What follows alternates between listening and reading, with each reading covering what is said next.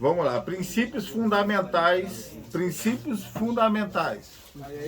O terapeuta trabalhará em prol do bem-estar do indivíduo, da coletividade e do meio ambiente, sempre sob o paradigma terapêutico. Usará em seus trabalhos métodos que não coloquem em risco o cliente e a outros. Por exemplo, a gente precisa de saber o que a gente deve fazer na nossa função ou não. Principalmente questão de medicamento. A gente pode receitar medicamento? Não. A gente pode sugerir? A gente sugere. Mas assim, a gente não pode interferir. Isso é questão da psiquiatria. O psicoterapeuta é um psicólogo e terapeuta? Não. É outra coisa. É outra coisa? Mas é igual o neuro, né?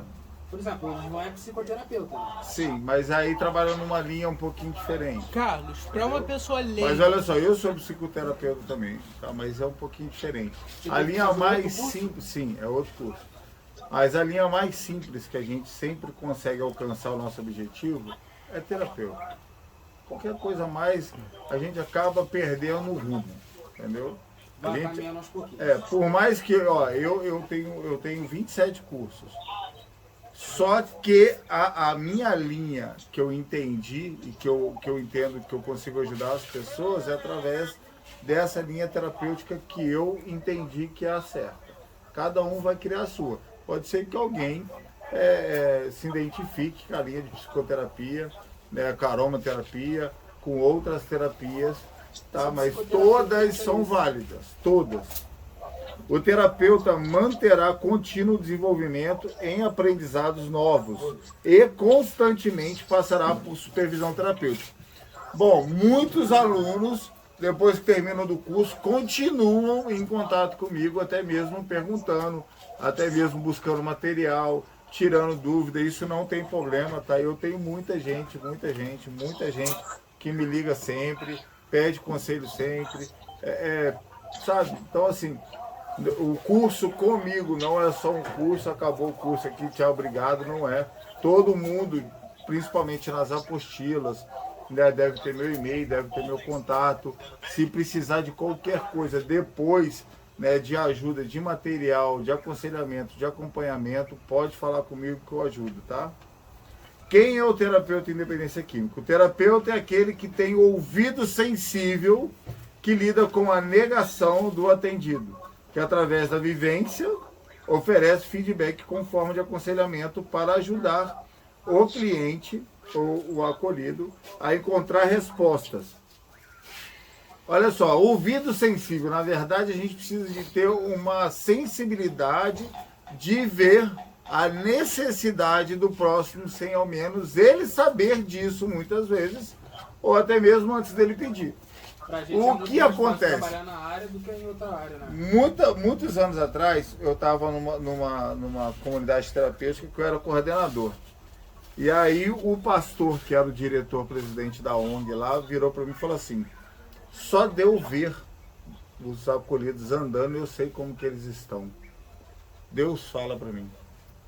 Eu falei, rapaz, eu preciso de orar mais. Porque eu quero que Deus me fale também, ué. Rapaz, eu fiquei encantado com aquilo, eu queria também saber, ué. Rapaz, eu acho que foi quando eu me despertei para ser terapeuta. Eu queria olhar para as pessoas e saber o que elas estão precisando, igual ele me contou lá. Ao longo do tempo, trabalhando, vivendo, né, em comunidades com os acolhidos, hoje em dia, eu entendo que aquilo lá realmente é uma sensibilidade de ver a necessidade do outro, porque depois tudo na nossa vida é um padrão. E quando a gente vive junto, a gente cria um relacionamento, a gente convive junto, a gente vai conhecendo o padrão um do outro. Então, quando eu chego, que eu olho, se vocês se manterem no padrão que eu conheço, vocês estão bem. Se vocês mudaram o padrão, é porque vocês estão mal. Dependendo da mudança do padrão, eu já consigo identificar a necessidade. Aí por isso que muitas vezes as pessoas dizem, deixa eu ligar. Não vai ligar, só terça. Aí veio, deixa eu ligar. Toma, liga aí rapidinho. Fala aí. Porque eu sei o padrão, a necessidade. Tem uns que eu preciso falar não para ensinar para ele que tem regra. E tem uns que eu preciso de deixar, porque ele realmente precisa daquele refrigério no coração dele. E aí, como faz isso? Cara, é quando você se coloca à disposição de ajudar o próximo e fazer o melhor que você pode fazer. E aí você simplesmente aprende. Ao decorrer da vida, da convivência, da necessidade, de tudo que a gente passa, você vai afiando essa sensibilidade. Que a gente erra? Claro que a gente erra. Mas a gente tenta acertar. E essa isso é o que é o mais importante. Carlos, no começo da aula você falou sobre nós vermos você como uma referência positiva. Quem é a sua referência? Luiz Gomes. Luiz Gomes? Sim. Ele vai vir dar aula aqui. Sim. Vocês vão gostar mais dele que de mim, não se preocupa não. E assim, eu tive vários mentores na minha vida, né? Como o pastor Jorge lá o pastor Jorge é lá de Itatiaia. Eu aprendi muito com o pastor Jorge. Teve um amigo meu, né, que a gente passou por uma internação junto, depois a gente montou uma instituição junto, que é o Carlão, que eu acho que até está assistindo a aula aí. Ele me ensinou muito também, a gente passou muitas coisas juntos, eu aprendi com ele, ele aprendeu comigo. Teve pessoas muito importantes na minha vida que eu levo no meu coração até hoje. Essas referências formam o meu caráter, sim. Sabe? Muitas coisas hoje em dia eu penso 30 vezes antes de fazer, porque eu tenho pessoas que eu represento hoje em dia. Entendeu? E todo esse peso que a gente vai acumulando, essa responsabilidade, rapaz, não só me lapida, mas me dá um norte na minha vida e me protege de qualquer coisa que eu possa pensar em fazer de errado, porque eu não sou mais sozinho. Então, assim, pode ser eu que ensine algumas coisas para vocês, mas com certeza também vai haver outros que cada um vai te ensinar um pouco, e se você aprender de todos, você vai realmente encontrar e se transformar numa pessoa que você nem imaginaria que você poderia ser. Porque eu nunca imaginei que eu ia chegar onde eu cheguei. Não financeiramente, mas intelectualmente. Eu nunca imaginei que eu poderia chegar numa situação estável emocionalmente, como eu consegui alcançar. Mas foi fácil? De jeito nenhum. Errei? Muito. Mas eu não desisti. E aí por isso que eu cheguei até aqui. O terapeuta é profissional, o profissional mais próximo do paciente.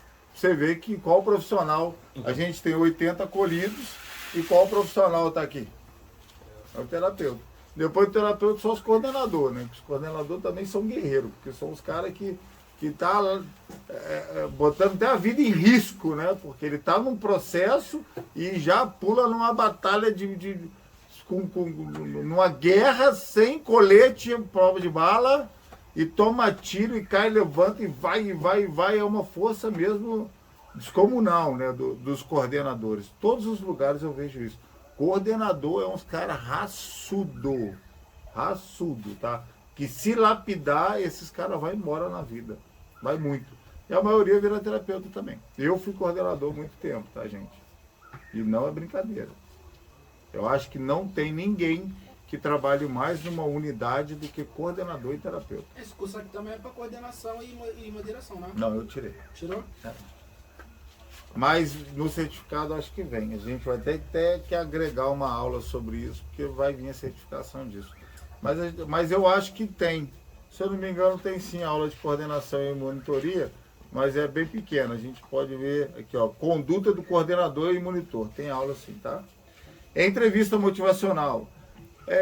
Aí, cara, vai uma situação que cada um tem uma linha de tratar, de conversar, de gerar confiança. Muitas vezes eu vou trabalhar com outros terapeutas ou até estagiários, falo assim, pô, vou fazer uma lista aqui, vou mandar vir para mim fazer um atendimento individual. Aí eu sempre falo assim, poxa, eu não faço isso não. Eu não trabalho assim não. O que eu faço é conscientizar, sensibilizar, gerar confiança das pessoas que eu estou cuidando, e elas vêm até mim e pedem para conversar. Aí, quando acontece isso, eu já tenho tudo. Eu já tenho tudo que eu preciso para trabalhar com ela. Sem força nenhuma. Eu economizo muito tempo. E eu vou te falar, os que vêm são os que identificou comigo, são os que eu posso trabalhar. Os que não vêm, talvez não tenham se identificado. Ou também não queiram ainda, não estejam prontos para aquilo. Ainda estão no momento de reflexão sozinha, né? Então, assim, eu sempre trabalho da forma de conscientizando, sensibilizando, me colocando à disposição, e os que vão se identificando e já buscando esses atendimentos individual, vai caminhando comigo, né? Eu falo em grupo, mas quem quer eu vou tratando no individual. Eu não chamo naquela coisa de vem cá que eu vou te tratar. Pô, rapaz, se o cara blindar um fogo de sua cara, não adianta, você vai perder tempo, vai ficar dando murro em ponto de faca, vai se cansar pra caramba e não vai chegar em lugar nenhum. Duvidar às vezes até atrapalha. Então, assim, né? Eu trabalho assim, mas não é o que eu vejo. Tá? As pessoas fazem diferente. Deixa eu só dar uma andadinha aqui. O atendimento se dá a vários estágios: pré-ponderação, ponderação, determinação, ação, manutenção e recaída. Então, a gente começa no atendimento simples, às vezes em grupo, depois puxa para o individual, e no individual você acaba criando um relacionamento maior de confiança, aonde você vai caminhar com essa pessoa mais tempo. Muitos pacientes de dentro da unidade se tornam pacientes fora da unidade, porque você pode depois continuar fazendo atendimento individual. Se a pessoa aqui dentro criou uma identificação com você e quando foi embora ele precisa de um acompanhamento, normalmente ele continua o acompanhamento com os terapeutas das unidades. É claro que quando você é uma referência, né? Você acredita numa recuperação fora de uma unidade como essa? Sim, mas é tudo um processo. Existe um processo que tem que ser passado e a unidade é o primeiro passo. Só com os 12 passos. Porque sem trabalhar, né? não, depende da compulsão, depende da compulsão. Se você tiver numa compulsão já muito no estágio de médio para grave, você precisa interromper o ciclo. O vício tem que quebrar. Hã? Quando você começa a usar droga todo dia, aí não tem mais jeito. Aí é só clínica mesmo. Não adianta, porque não vai. Ah, mas eu só uso uma vez por mês. Então dá para trabalhar lá fora no ambulatorial. Diz que é coisa... Sem vontade nenhuma na paz. Não é o seu caso. Isso vai pro YouTube, hein? Vai mesmo. Determinação. Aonde o terapeuta ajuda o cliente a determinar uma linha de mudança. É importante perceber que isso deve acontecer junto. Então, é muito difícil. Aí é onde a sensibilidade é muito importante. Porque não adianta falar o que o cara tem que fazer. Porque se adiantasse, ele nem estaria aqui. Porque a mãe dele falou, os irmãos, a mulher, todo mundo falou que não era para ele fazer aquilo. Então, se você falar, automaticamente na cabeça dele já vai naquele automático que eu não devo escutar. Então, não adianta querer dar o conselho, né? Não adianta. Aí é onde eu falo que eu trabalho conscientização e sensibilização do problema. Quando eu te conscientizo que aquilo vai te levar para um lugar, você, opa, eu não tinha pensado nisso. Aí eu vou te conscientizando e caminhando do seu lado, mas vamos botar assim, te dando a vara para você pescar, não te dando peixe. Você vai ter que fazer a sua parte, que é onde você vai contemplar aquela situação e vai começando a se organizar e pensando como agir naquilo. A gente precisa de conduzir, não dar direção. É muito diferente. Muitas vezes eu falo isso, principalmente em grupo. Eu tento explicar as consequências que todo esse uso abusivo de substâncias pode causar na sua vida. E quando você escuta certas verdades, você começa a ter certo despertar espiritual sobre o que você estava fazendo. Que outra hora, pessoas falavam para você, não faz isso. Agora eu sei por que não fazer. É a mesma coisa que eu falei esses dias na palestra. Se alguém viesse com a substância para mim e me falasse, olha, isso aqui é muito legal, vai dar uma onda bacana, parará, parará, tal. Mas só que é o seguinte, vai te levar a tua família, vai levar toda a sua credibilidade, seu emprego, vai te botar na lama, vai te jogar na rua. Você provavelmente vai virar mendigo. E aí, vai? Não vai, não vai. Então talvez, até agora só falavam para mim não fazer aquilo. Aí agora eu sei o porquê não fazer, faz muito mais sentido. Eu faço um caminho diferente, levando uma explicação muito mais sólida, onde a pessoa começa a refletir sobre aquilo e ela mesma ter a opção de não fazer mais aquilo. É completamente diferente, entendeu? Como se lida com depressivo, mais ou menos? Como que se lida? Depende. Hã? Como se reeduca. Então, olha só, depressão é algo muito sério, que é uma doença que faz muito parte da área da dependência química, que não é a nossa área diagnosticar, tá? A gente não diagnostica depressão, isso é parte do psiquiatra, mas a gente pode ajudar o psiquiatra levando informações. Pode ver que no dia do psiquiatra eu tô lá, né, do lado do psiquiatra, passando informações de vocês. Porque às vezes você acha uma coisa, vamos botar, um paciente foi lá, virou para o psiquiatra e falou assim, ô doutor, eu tô bem, tira minha medicação. Aí o doutor fez assim, ó, olhou para mim. Aí eu falei pro doutor, ele tá bem porque ele toma medicação. Não tira. Aí o doutor, tá, não vou tirar não. Tchau, obrigado. Por quê? Porque eu entendo isso. Ele não percebeu que ele só está bem por causa da medicação. Ele acha que ele está bem, que não precisa mais da medicação. Que é o normal, não é?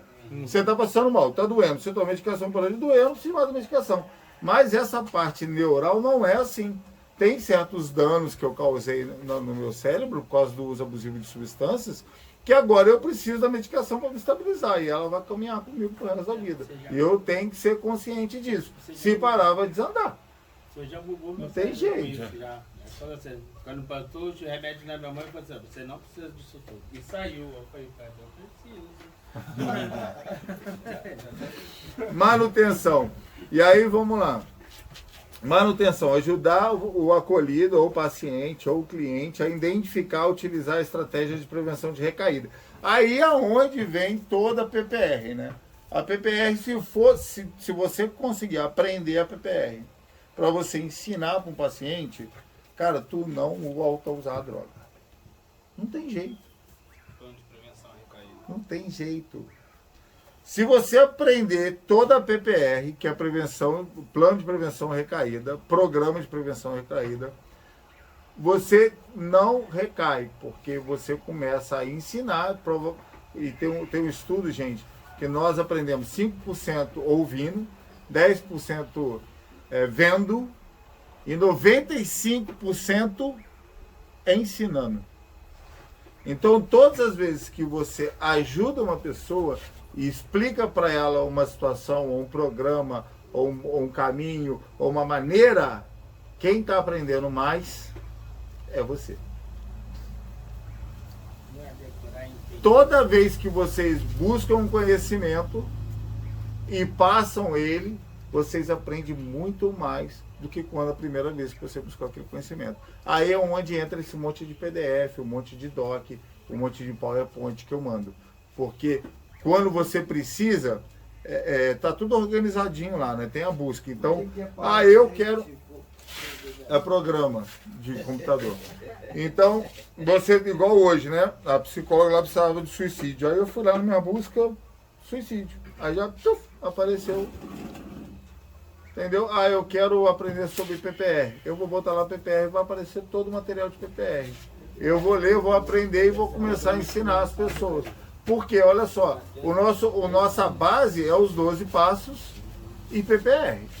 Os 12 passos, a unidade se estabiliza biologicamente, fisiologicamente, cortando toda a compulsão. E aí você entra com os passos para conscientização, porque os passos te guiam numa conscientização do seu problema. E aí depois você vem com a PPR para dar estabilidade e continuação na recuperação. Simples assim. A nossa base é essa. Internação quebra a compulsão. 12 passos faz toda a conscientização do problema. Depois PPR mantém o cara limpo. Quer trabalhar com dependente químico? Isso é o plano. Esse é o básico. Vocês precisam de aprender sobre isso. Sobre como uma clínica funciona, para que funciona, por que todas essas regras funcionam, toda a parte de desintoxicação, o que eu devo fazer ou não, o que eu vou enfrentar quando uma pessoa chega na unidade e está em crise abstêmica. E aí depois como eu vou conscientizar ela usando o programa de 12 passos, como que eu falo do programa de 12 passos, aí eu trabalho os 12 passos. Aí eu estudando os 12 passos, eu vou aprender. Quando eu ensino, eu reforço. Aí o cara vira uma máquina. Dá tudo. Você quer se tratar? Vira terapeuta, que você vai estudar tanto sobre o seu problema para ensinar as pessoas que você vai encontrar o caminho. Você vai saber todas as estratégias. Porque o quanto mais... Ah, mas vai ser assim? Claro que não. Eu tenho anos nessa vida aí. Entendeu? Mas é o caminho. Pode haver um lapso ou outro, sim. Porém, agora eu já sei ferramenta, eu já conheço mais sobre o problema, eu sei lidar, eu sei pedir ajuda, eu sei cair hoje e amanhã estar de pé correndo atrás do meu prejuízo. Eu não mais sou uma pessoa sem conhecimento do meu problema. Mas E também quanto pode mais... normalizar o lapso, né? Claro, olha só, o lapso é quando você cai e já se estabiliza e volta em recuperação. A recaída é quando você se entrega e fica por lá por muito tempo, até onde tem que ter uma intervenção. Aí é o tempo e a compulsão que difere o lapso da recaída. A recaída ajuda o cliente a renovar o processo de ponderação, determinação e ação. Hoje em dia tem um estudo de abstemiologia, que é o estudo sobre a parte, dessa parte de abstêmica. Então existe até o lastro abstêmico, que é o seguinte: quanto mais tempo eu ficar limpo, menor a probabilidade e se eu me levanto mais rápido. Porque quanto mais tempo mais limpo, eu vou desconstruindo os comportamentos, eu vou gerando responsabilidade, eu vou lapidando meu caráter. E se haver esse momento de um lapso, rapaz, eu já não aceito aquilo. Eu já não me entrego, eu não fico lá. Eu pulo de novo e saio correndo e peço ajuda. Então, quanto maior o tempo, melhor você lida e mais tempo no próximo você vai ficar. Então, na verdade, são tipo saltos, né? Você vem, sai da clínica, pode acontecer alguma coisa, mas você se levanta rápido, busca entendimento, começa já, se movimenta, busca entendimento, busca trabalhar, fazer os evites do programa, e aí acontece. Você já se levanta rápido e busca, e na próxima vez você vai ficar um maior tempo limpo. Até que vai chegar num ponto que a gente vai alcançar o fim da nossa vida limpo. E acabou. Então, a gente nunca pode desistir e achar que qualquer coisa pode me derrubar e eu vou me entregar. Não. Eu posso até cair, mas eu não vou desistir. E isso é o mais importante para nós. Porque no dia que você desistir, capaz de você nem voltar para cá, você nem ter outra oportunidade. Porque aí você se entrega, joga tudo e bota sua vida em risco.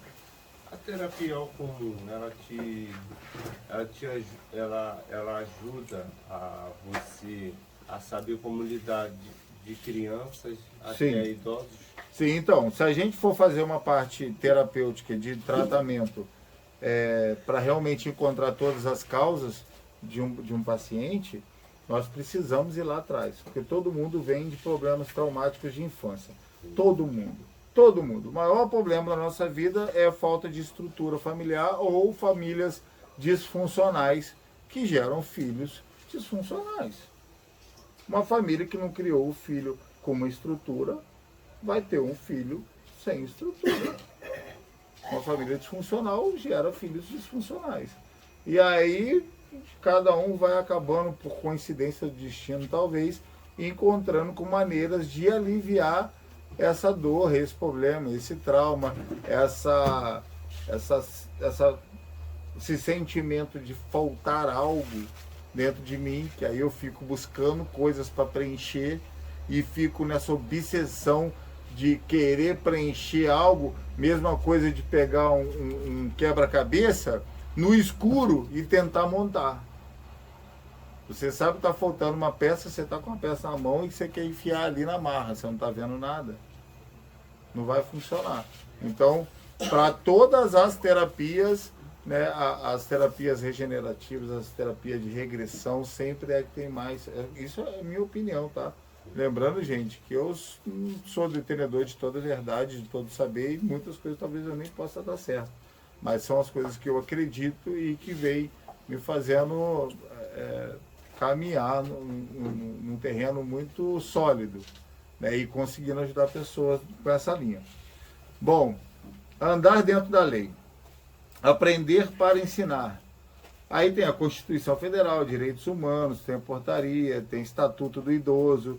Aí, olha só, dentro desse material também tem essas portarias, esses estatutos, que é onde nós temos também certas legislações que a gente precisa de entender como terapeuta. Todo mundo sabe que existem 3 códigos, né? Que é o menor adolescente, criança e adolescente, os adultos e idoso. São 3 tipos de pessoas muito diferentes para unidades.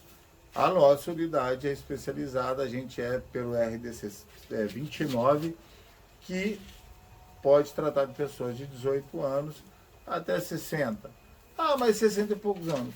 Cara, não tem tanto problema, depende da pessoa, depende da comorbidade, depende da situação. Mas perante a lei há limites em tudo. A gente pode cuidar de menor de idade? Clinicamente, eu não faço porque eu não tenho dom para adolescente. A gente não pode dar palestra em escola? Pode, Tá. deve. Olha só. Cara, é uma coisa muito lógica. É a mesma coisa que eu contei para vocês sobre se lá quando vocês usaram a primeira vez a substância, se tivessem te falado a causa, né, a consequência do uso, ninguém teria usado. Aí é a mesma coisa da palestra para adolescente. Porque quando você vai num colégio e dá uma palestra, você está fazendo exatamente isso, mostrando para eles a consequência daquelas substâncias. E antecipa. E aí também. provavelmente eles vão pensar 2 vezes, porque aí eles já estão melhor do que a gente. Porque pelo menos eles têm um entendimento. E aí eles podem identificar a tragédia que vai ser, mesmo se usar, como eles já sabem da consequência, eles já podem identificar que aquilo é verdade, ó, da linha da pipa daquilo. Coisa que nós não tínhamos. Coisa que nós entramos numa rua escura que ninguém avisou que era escura. E aí a gente se perdeu lá. Então, quem tem dom para palestra, para ir se envolver... Olha só, esses dias me ligaram da Santa Casa de Barra Mansa e me ofereceram um emprego de terapeuta lá. E aí eu falei, olha que interessante, legal, nunca pensei nisso. Aí eu perguntei para a moça, né? Aí a moça falou assim, porque nós temos muitos casos de dependentes químicos dando entrada em surto, machucado, morador de rua, convulsionado, né, várias situações, e a gente não sabe o que fazer. Então nós, né, da diretoria da Santa Casa, pensamos em ter uma pessoa especializada em dependência química. Agora, o que me especializa em dependência química? A minha história. Independente químico. Exatamente. Porque nós temos o que ninguém vai ter, que é a experiência, que é a empatia, que é a identificação, que é saber a dor. A gente sabe a dor um do outro. A gente sabe o que um está passando, porque provavelmente eu já passei. E ninguém sabe lidar com a gente, a não ser nós mesmos. Ninguém. Nem nossa mãe. Né? Então, existe várias opções, existe um leque enorme para que nós possamos trabalhar, tá? Porém, muitas dessas opções de trabalho talvez nem esteja ainda, tenha legislação. Por exemplo, hoje em dia tem na Polícia Presente no Rio de Janeiro, você pode trabalhar como terapeuta da Polícia Presente. Por quê? Porque eles têm feito chamamento público. Não sei se vocês sabem o que é isso. Chamamento público é como se fosse um concurso sem prova. O Estado entende que precisa de uma pessoa especializada com uma certa expertise, né? uma certa experiência que só aquelas pessoas têm. E essa expertise não tem maneira de ter um curso que ensine ela a ter aquilo. Aquilo é o único dela. é adquirida pela experiência de vida dela. Então eu abro um chamamento público para terapeutas de dependência química, porque eu preciso de uma pessoa, junto com a polícia, junto com a assistente social, que entenda de dependência química para ajudar lá na Cracolândia, por exemplo. Aí é onde entra nós, dependentes químicos em recuperação, formados num curso que hoje, graças a Deus, esse curso é registrado para isso, para que a gente possa estar atuando como terapeutas, junto com assistentes sociais e polícia, para quem tiver o chamado, tá, gente? Não é o meu, mas pode ser que seja o seu, tá? De trabalhar ajudando a população de rua. Diga, Rafael. Você tinha dito no último curso que toda igreja evangélica tem... Sim, agora todos os pastores também estão tendo que ter curso de terapeuta ou formação em psicologia, porque a legislação das igrejas tem mudado aí, estão pedindo que eles tenham algum curso, né, para estar tratando as pessoas, não só através da palavra. E aí muitos pastores entraram em contato comigo querendo fazer o curso também, porque é realmente necessário não só pensar na parte espiritual, mas também entender, né, sobre a parte biológica, mental, espiritual, biológica e fisiológica das pessoas. Pode? Lembrando que todos somos humanos e que todos erram, como eu sempre falo. Eu não sou detenedor de todas as verdades, porém eu busco coerência em tudo que eu falo, que eu faço. Por isso que eu continuo buscando muito conhecimento através de cursos, através de tudo que eu posso fazer para me conseguir ajudar as pessoas que eu cuido com excelência. Existe uma diferença muito grande entre participar de uma reunião e aprender com uma reunião. Estar atento a outros nos dá a oportunidade de conhecê-los melhor. Então, olha só, é o que vocês perguntaram no começo. Todos vão se formar, mas quem vai se tornar terapeutas de verdade, aí vai depender da sua dedicação de aprender. Ah, mas se o cara não vir ou ficar só conversando, não sei o que, cara. Olha só. Eu estou aqui para dar oportunidade. Pega quem quiser. Eu conheço vários terapeutas que hoje em dia estão trabalhando em unidades, tocando a vida deles, já namorando, já seguindo a vida, em recuperação, que fez curso comigo. Tem vários também que estão no processo de dar um lapso aqui e ali, mas estão na luta tentando, buscando. E tem alguns que jogaram o diploma fora e estão, sabe lá onde. Então é assim a vida. Não se preocupe com o outro, se preocupa com você. Porque, como eu sempre falo, recuperação é individual e transferível, igual salvação. Ninguém pode fazer nada por você, só você mesmo. Terapeuta, lembre-se, você é a pessoa que o cliente espera respostas. Porém, não é simples, né, dar respostas. Ou talvez até seja simples, mas a gente não deve fazer por causa daquela identificação que a vida inteira as pessoas deram. E ela nunca ouviu. Então nós temos que ser inteligentes para dar respostas para as pessoas. Nós precisamos ter essa sensibilidade, essa percepção de como ajudar a pessoa sem falar diretamente ou dar diretamente o caminho para ela. Muitas vezes eu preciso falar um não, muitas vezes eu falo um sim, muitas vezes eu falo um talvez, muitas vezes eu só escuto. Muitas vezes eu sinalizo, mas dar um caminho direto, todo mundo fez isso na vida dela, então não vai adiantar.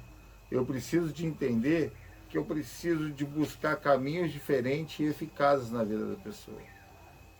A mesma situação do Arlen, né? Tinha um comportamento errado, um comportamento behavioral, tinha um comportamento ruim, e aí vinha o reforço positivo, dando um biscoito para ele para ver se ele se intertia e parava com aquele comportamento. Aí no outro dia ele ficava com vontade de comer o biscoito, o que ele fazia?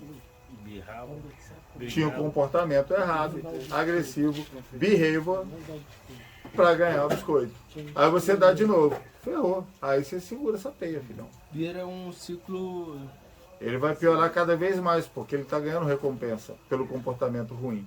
Então, muitas vezes, um comportamento ruim, por mais que a gente sinta o coração sangrando, né? Porque às vezes vem um cara com um comportamento ruim, com a fala agressiva, e te pede algo, e você... Eu faço muito, né? Eu olho e você falo assim, poxa, eu podia ter te dado, podia te dar, mas se eu te der, eu não vou te dar, não vou estar te ajudando agora.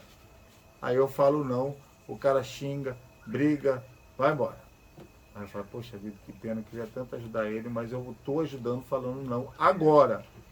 Aí depois o cara vem, pô, terapeuta, desculpa aí, estava nervoso e tal, deixa eu dar uma ligadinha aí. Toma, agora pode ligar. Aí tá com um comportamento bom, reconhecendo o comportamento ruim, e eu vou e reforço, dando a recompensa.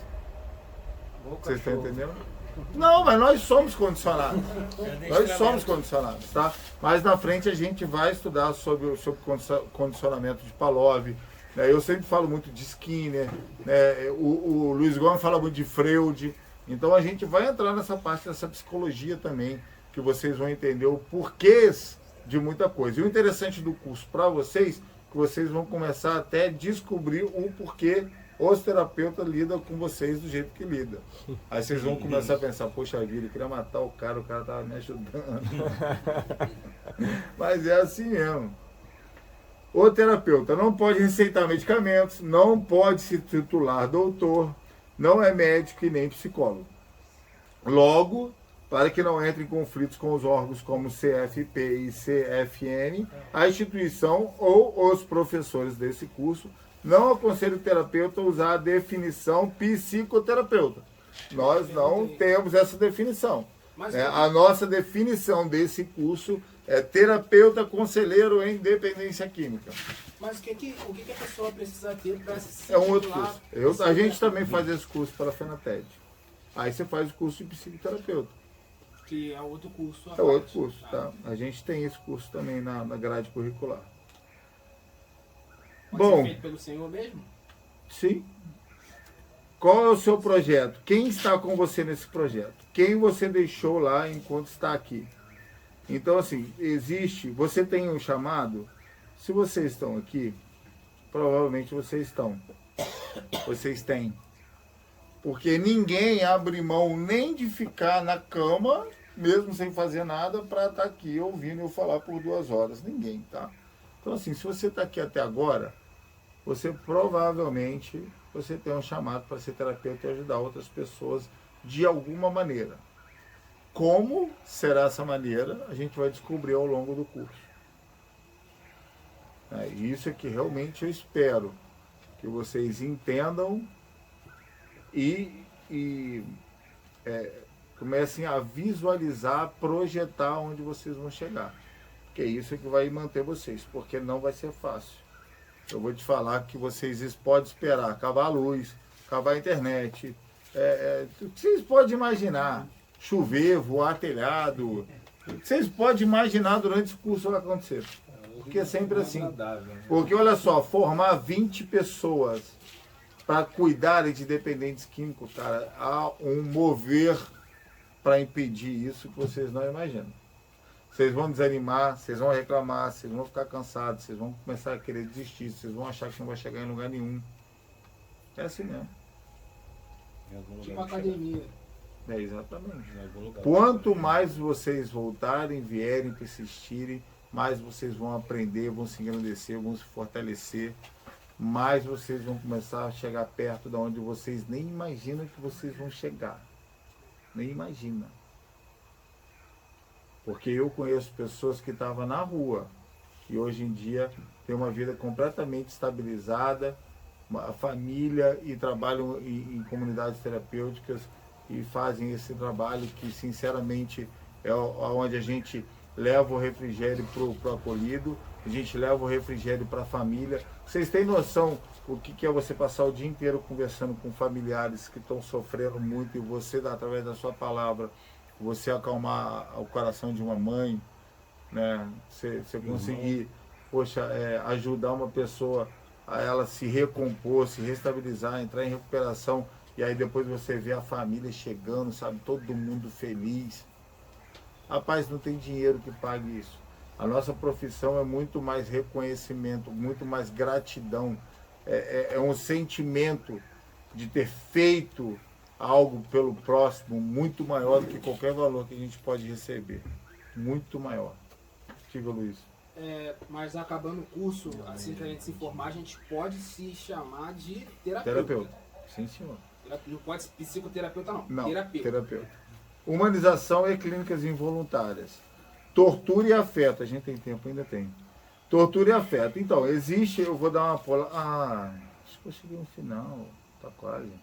Então, existia antigamente, para a gente terminar, antigamente o dependente químico era tratado junto com os deficientes mentais, porque antigamente existia essa filosofia que o dependente químico era realmente um esquizofrênico, um psiquiátrico.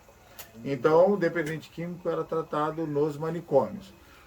Porém, por tanto usar medicamentos muito fortes e condições de tortura, né, de muita agressão, muitos dependentes químicos naquela época se tornaram realmente psiquiátricos. Muitos se revoltaram na vida e houve uma percepção na época que não era... Eles não estavam chegando em lugar nenhum e estavam piorando a situação. E aí onde começou a vir todo esse processo de conscientização da doença dependente. Diga, Rafael. Tem um filme, Bicho Sim, eu tenho, junto com esse material, eu mando uma lista com 200 filmes terapêuticos e um deles é o Bicho de Sete Cabeças, que fala exatamente disso. Até com aquele Rodrigo Santoro, né? Ele era um dependente químico, foi internado no sanatório e saiu completamente psiquiátrico e nunca mais usou droga. Lógico, também não fez mais nada na vida, porque ele ficou, né, atravessou o espelho, sim. E aí veio essa conscientização de que o dependente químico era uma doença comportamental, não mental. E aí é onde veio todos os estudos e todos os programas que nós temos hoje. O programa de 12 Passos foi potencializado, começaram a usar ele muito mais do que antes, diminuir os remédios, entendendo também que não tem como eu cuidar de um paciente que toma medicação forte. Não tem. Eu preciso do cara completamente lúcido, porque eu preciso que ele sofra as consequências, eu preciso que ele olhe para dentro dele e sofra. Eu preciso que o cara realmente chore quando ele lembra tudo que ele fez. Então, assim, o cara está super dopado, chegou, está tomando muito remédio para se estabilizar. Não dá para mim ir lá querer conversar. Olha só, eu preciso de potencializar o meu tempo. Como? É igual, vocês já ouviram falar de hospital quando há uma catástrofe, o que o médico tem que fazer? Não. Escolher quem vai viver. Então ele vê quem está no estado mais grave e no estado que ele pode salvar. Então aqui é a mesma coisa disso, eu não tenho como cuidar de todo mundo. Então eu vejo os que já estão sem remédio e querendo recuperação. Aí eu já pego eles, já reforço. Aí tem uns que estão tomando remédio, eu vou lá, dou uma atenção e começo a sinalizar que precisa diminuir a medicação. Converso com o psiquiatra, veja onde a gente pode chegar. Porque não é cortar a medicação, é chegar num ponto que ele fique sóbrio, onde eu consiga trabalhar essa parte emocional e comportamental dele. Tá?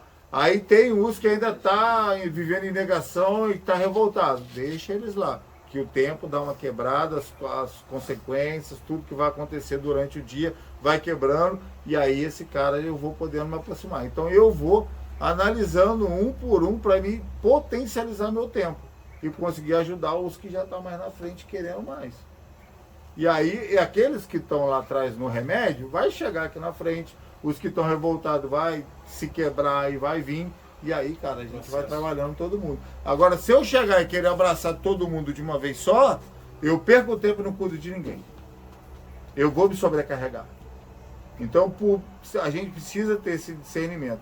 Então, como a gente trabalha num serviço, num trabalho humanizado, quem que é o terapeuta hoje em dia nas clínicas involuntárias? Nós somos os caras que mantêm o equilíbrio do certo e do errado. O terapeuta é o cara que ele mede se está havendo uma disciplina que está havendo uma contenção, ou se é exagerado, ou se é uma agressão. Vocês já viram eu, né? Eu saio gritando, velho. Eu brigo com todo mundo. Entendeu? Não mexe com os pacientes de onde eu trabalho. Não mexe. Pode ser quem for. Não mexe. Ou a gente trabalha direito, humanizado, a gente conscientiza, a gente ajuda, a gente transforma a vida. Ou se for para bater, para humilhar, para esculachar, para ter triagem, para ter essas loucuras que outras clínicas aí tem, eu nem entro. Nem entro. Eu não participo disso. Não é por força, por violência que a gente vai ajudar alguém. Não é. Se a gente não consegue ajudar conversando, a gente pede transferência para lugar que usa outras estratégias, mas a gente não faz.